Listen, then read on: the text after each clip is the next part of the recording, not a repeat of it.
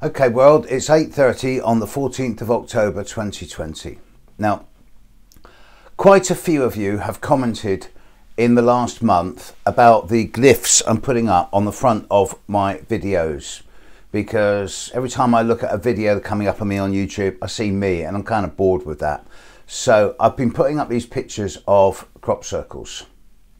The crop circles I've been putting up this year, so far, have all been from 2020.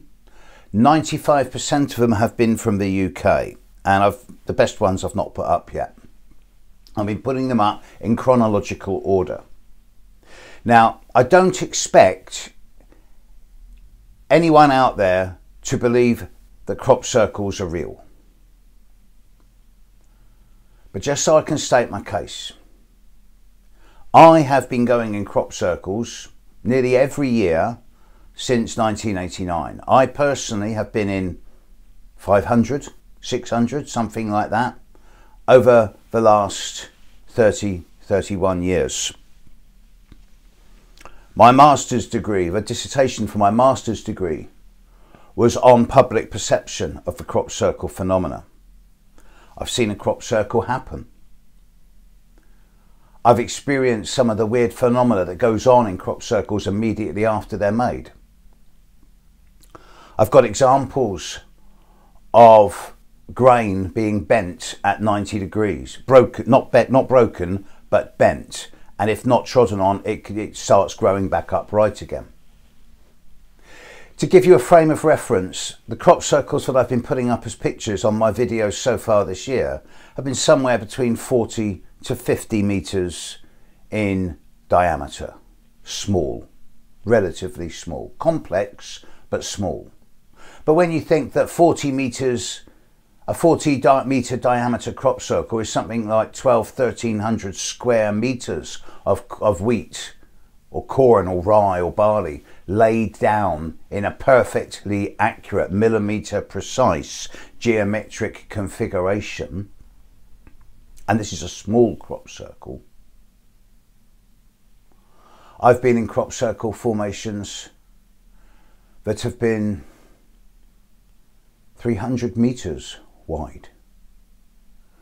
I've been in a crop circle formation where over 30,000 square meters of grain have been laid down in precise, millimeter precise formations.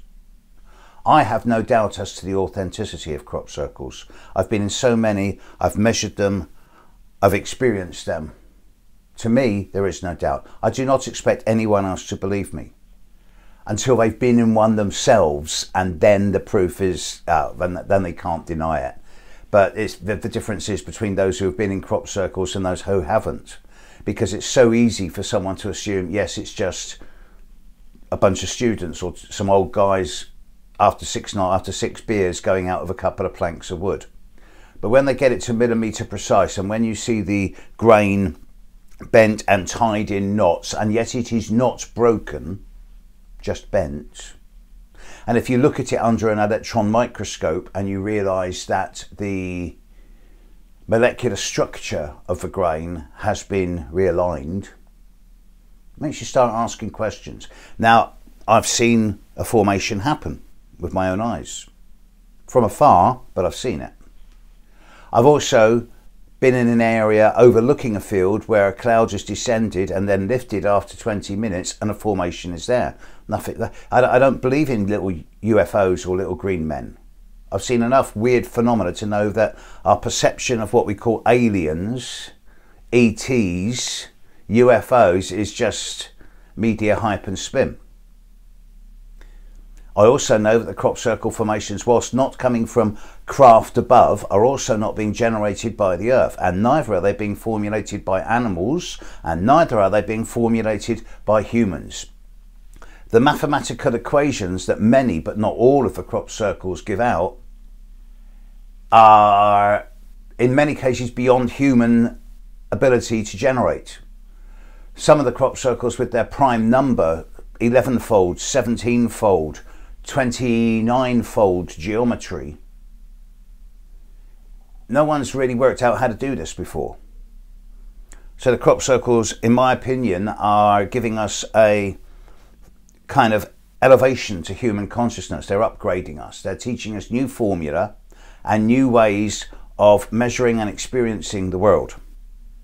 And to anyone who's been in a crop circle, you will know, as I do, that when you go into these formations, especially if they're fresh and new, that the things that happen to the inside of your head are not just unusual, spooky and weird, but they're also incredibly stimulating, energizing and enlivening.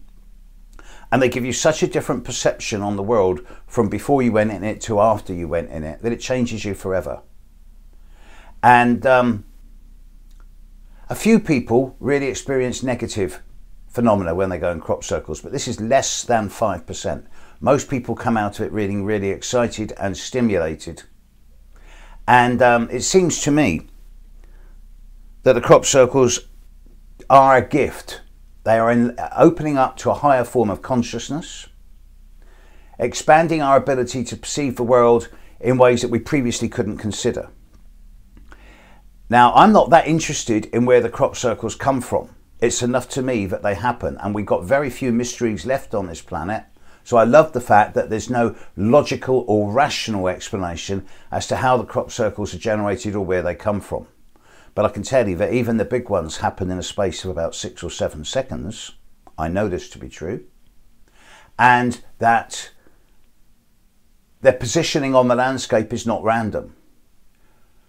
Over 50% of the crop circles worldwide happen in the UK.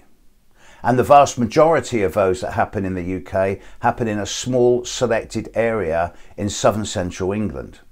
This is an area steeped in antiquity where the vast majority of ancient stone circles are, where civilizations lived in harmony with the earth and the sky about 10,000–12,000 years ago, just as the last ice sheets were withdrawing. And it points to hints of an older culture that we describe as people in loincloths and grunting with each other while putting spears into woolly mammoths. Nothing could be further from the truth.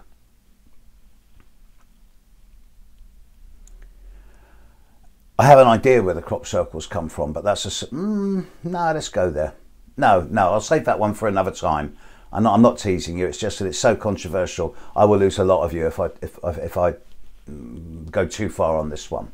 Suffice to say at the moment that the crop circles are slowly decreasing. They've been there in the past. There's records of them going back to the 1500s. There's certainly records of them in the 1800s. And I've spoken personally to farmers whose fathers and grandfathers knew them in the 1920s.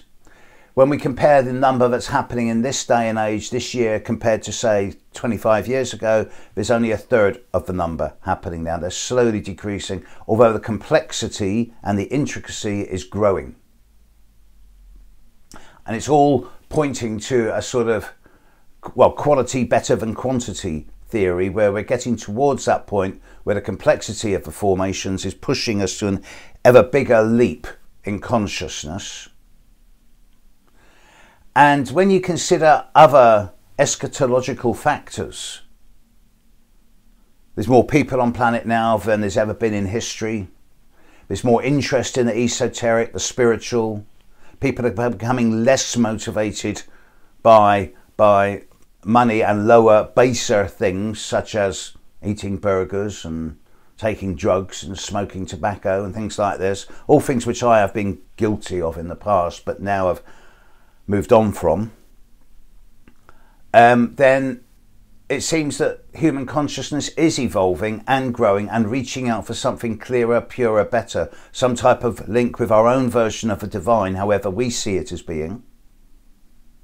And in many ways, the crop circle formations are aiding us. They're giving us visual aids, and when you go in them, personal aids to sort of boost our own feel-good factor.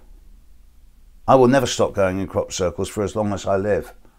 I've made bread out of the wheat that I've gathered from crop circles a number of times, and I'm not glowing green yet. And rather than just poo-poo them and go, oh, this guy's off his head, he's talking rubbish. Crop circles happen in most countries in the world. They're just not reported. It's worth digging into the research. It's worth exploring. You can find them on the web. It's easy to find out where they are. Go and have a look at them. Just walk in one and see what it does to you. See what it makes you feel like. It's nothing to be scared of.